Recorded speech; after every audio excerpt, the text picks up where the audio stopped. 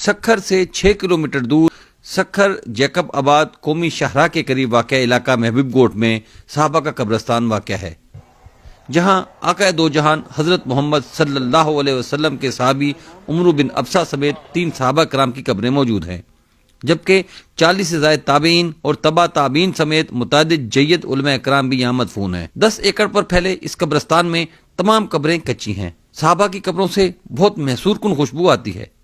تاریخی کتب کے مطابق یہ صحابہ کرام عموی دور میں یہاں تبلیغ اسلام کے لیے تشریف لائے تھے، اس لیے مورخین نے سندھ کی دھرتی کو باب الاسلام یعنی اسلام کا دروازہ کہا ہے۔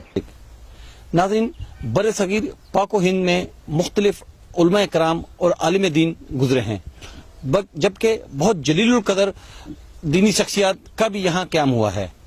بر صغیر پاک و ہند کے علاقے پاکستان میں خصوصی طور پر متعدد علماء کرام اور صحابہ کرام نے بھی سکونت اختیار کی۔ آج ہم آپ کو جس مقام کے بارے میں بتا رہے ہیں وہ انتہائی اہم قیمت کا حامل ہے۔ اسلامی تاریخ میں اس مقام کو خصوصی اہمیت حاصل ہے۔ سکھر سے تقریباً 6 کلومیٹر دور قومی شاہراہ کے قریب واقع صحابہ کا قبرستان ہے، جہاں پر 3 صحابہ کرام کی قبریں موجود ہیں۔ یہ وہ جلیل القدر صحابہ کرام ہیں جو حضور اکرم صلی اللہ علیہ وسلم کے دور میں یہاں تشریف لائے۔ مختلف تاریخی کتب میں بھی ان کی موجودگی کا جو ہے ثبوت ملتے ہیں۔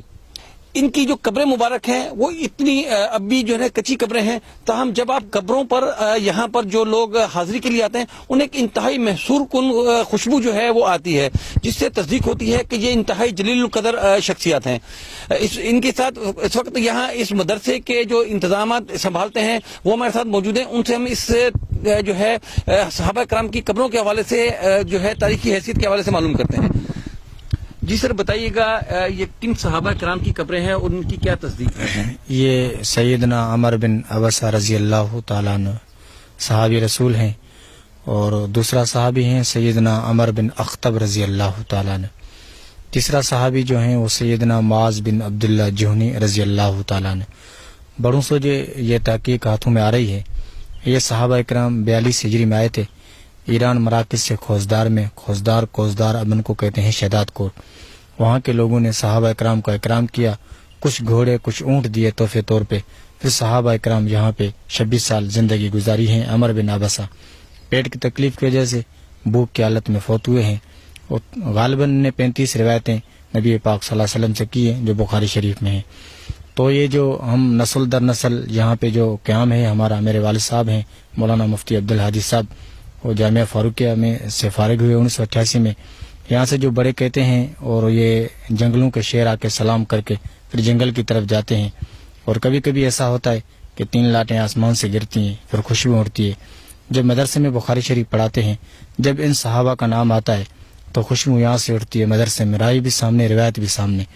تو یہ جو صحابہ اکرام ہیں، تو صحابہ اکرام عمر بن ابسہ جو ہیں رضی اللہ تعالیٰ عنہ یہاں پہ موجود ہیں، ان کی قبر واضح ہیں۔ باقی سیدنا معاذ بن عبداللہ جہنی رضی اللہ تعالیٰ عنہ، حضرت عمر بن اخطب رضی اللہ تعالیٰ عنہ کی قبریں بھی واضح تھی، لیکن کچھ دور میں سیلاب آئے ہیں، سیلاب کی وجہ سے وہ مٹ گئی۔ پھر علماء اکرام جس نے حاضری دی، مولانا احمد علی لاہوری، مولانا تاج محمد شاہ مروٹی، اسی دور میں حاجی عبداللہ صاحب یہاں سے گزر رہے تھے، تو ان کو گاڑی میں زیارت ہوئی کہ دور دور تک جاتے ہوئے ہماری قبروں پہ نہیں آتے۔ رائی صاحب آئے، مولانا حسن جان سرد والے آئے، کراچی سے مولانا محمد یوسف لدھیانوی صاحب آئے، تو جمع غفیر علماء نے تحقیق کی کہ یہاں پہ 3 صحابہ ہیں، 45 تابعی ہیں، 10 بزرگان دین ہیں اس قبرستان میں، جس میں مولانا زکریا رحمۃ اللہ علیہ کا خلیفہ مولانا معین الدین، ان نے وصیت کی جب میں فوت ہو جاؤں تو میری قبر یہاں بنا دی جائے۔ ان کی قبر بھی ادھر ہے۔ مولانا نذیر احمد صاحب تھے جامعہ اشرفیہ کے شیخ الحدیث، فوت ہونے سے 4 دن پہلے کہا کہ میں جانے والا ہوں، میری قبر بھی یہاں بنا دی جائے، تو مولانا نذیر احمد صاحب کی بھی قبر یہاں پر ہیں۔ یہ 10 ایکڑ سے زیادہ قبرستان ہے، اس کے سروے نمبر پہ نام ہی صحابہ کا ہیں۔ تو ہمارے گاؤں میں تقریباً 1000 گھر مشتمل ہیں محبوب گوٹ جو یہاں پہ دفن کرتے ہیں۔ اہل حق کے ہاتھ میں قبرستان ہے الحمدللہ، کوئی پکی قبر نہیں ہے، ساری قبریں سادی سودی ہیں اسی قبرستان میں۔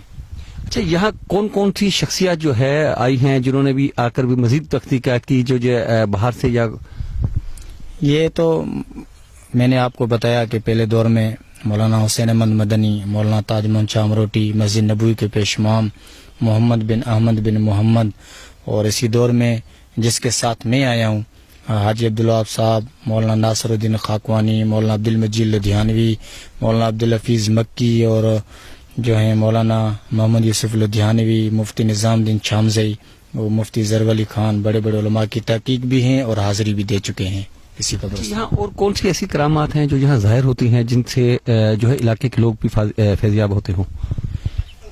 یہ تو کبھی ہم نے بھی خود دیکھا ہے کہ 3 لاٹیں کبھی کبھی 3 جگہوں پہ گرتی ہیں دودھ کی طرح آسمان سے، پھر خوشبو اڑتی ہے، اور جنگلوں کے شیر آ کے سلام کر کے پھر جنگل کی طرف جاتے تھے۔ ہمارے بڑے بھی کہتے تھے انارات بھی لگتے ہیں یہاں پہ، جب آتے ہیں تو دلی سکون ملتا ہے۔ تو یہاں پر جو ہیں جب بخاری شریف میرے والد صاحب پڑھاتے ہیں طلباء کو برکت کے طور پہ، جب ان صحابہ کا نام آتا ہے تو خوشبو یہاں سے اڑتی ہے مدرسے میں، ایسے لگتا ہے رائی بھی سامنے، روایت بھی سامنے۔ اچھا، ان صحابہ کرام کے حوالے سے اور کیا کیا جو ہے معلومات ہے یہاں سکونت اختیار کی تھی؟ کیا اور کوئی نشانیاں یا کوئی ایسا واقعہ بیان فرمائیں؟ ہاں، ان کے کچھ جگہ ہیں، وہ سیلاب آئے تھے تب و تابعین تک وہ مکانات ظاہر تھے، ابھی وہ کھڈے بن گئے ہیں، مٹی کا ڈھیر بن گیا ہے سیلاب کی وجہ سے، ورنہ صحابہ کے وہ مکانات اور رہنے کی جگہ بھی واضح تھی۔ اور کچھ 2 کھجوریں ہیں وہ بالکل اجوا کی طرح پھل دیتی ہیں، وہ بھی یہاں موجود ہیں اس قبرستان میں، اور کنواں بھی ہے جس سے صحابہ کرام پانی بھرتے تھے، ہم نے اس کو ڈھکنا دے کے محفوظ کر دیا ہے، وہ بھی اسی قبرستان میں محفوظ ہیں۔ ناظرین، جیسا آپ نے سنا کہ یہ ایک انتہائی متبرک مقام ہے صحابہ کا قبرستان، جہاں جو ہے متعدد صحابہ کرام کی قبریں مبارک موجود ہیں۔ یہ اس علاقے کے لیے برکت کا بھی باعث ہے، اور یہ اس بات کی مصدقہ دلیل ہے کہ جو ہے سندھ کو جو باب الاسلام کہا جاتا تھا وہ صرف اسی طرح نہیں، یہ حضور اکرم صلی اللہ علیہ وسلم کے دور میں بھی جو صحابہ کرام آ کر یہاں انہوں نے اسلام کی تبلیغ شروع کی، تو اسی حوالے سے سندھ کو جو ہے باب الاسلام بھی کہا جاتا ہے۔ یہ مختلف جو تاریخی کتب ہیں ان میں اس کی مصدقہ تصدیق ملتی ہے۔